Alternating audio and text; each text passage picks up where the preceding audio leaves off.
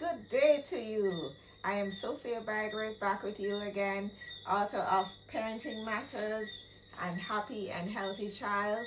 So, what we want to talk about today is dealing with challenging children, especially for those who are under 5 years old. In previous video, I would have looked at dealing with challenging children, teens and preteens, or tweens and teens.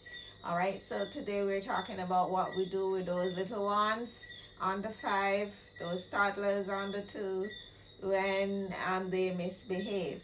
So imagine that you have made a trip to the supermarket and you need to get some items of groceries, but then all of a sudden your 3-year-old or 5-year-old decide that there is something in the aisle that you just simply have to have. Develop a severe case of want-it-itis. I want it, ISIS. So you have to decide, what are you going to do in this case? Are you going to give in to the request? Well, the first thing you have to establish, is this a need or a want or something that is not in the budget for today?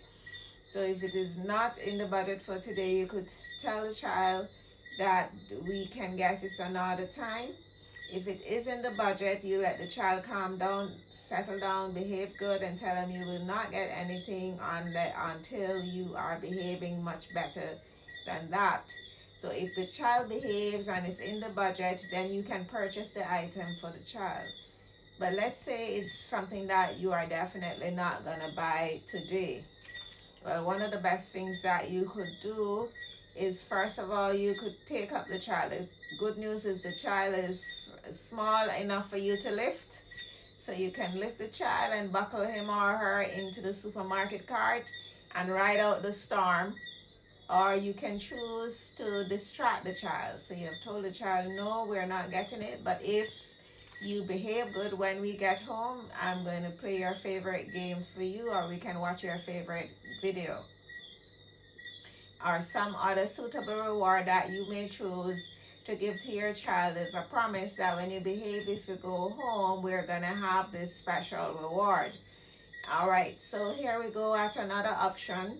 So let's say that the child is misbehaving, and what you can do is try to distract the child. So children under 5, definitely those under 3, do not leave home without a toy or a game or something fancy that they can play with, because small children get distracted very easily and you have to keep them focused on something positive. So you get the child a toy, you pull out the toy from the bag, get the child the toy.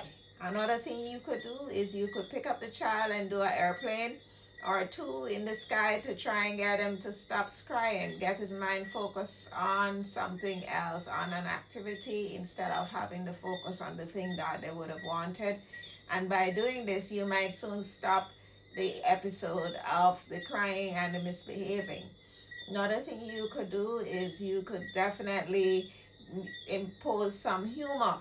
So you could definitely go ahead and put on a funny accent and start to speak to the child in a funny accent, or you imitate a cartoon character or animated version or from a video, or just put on a foreign accent and start to talk funny.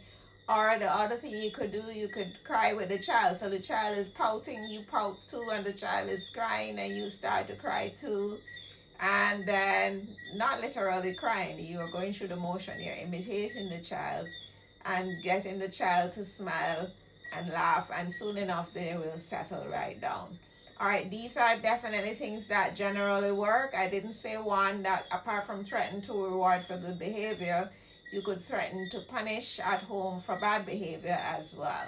So we hope this tip helps you. Remember that you can like, share, and subscribe. What we want are wholesome children. We want healthy families. We want happy homes. And that is why we continue to speak of positive ways that we can reinforce the behaviors that we want in our children.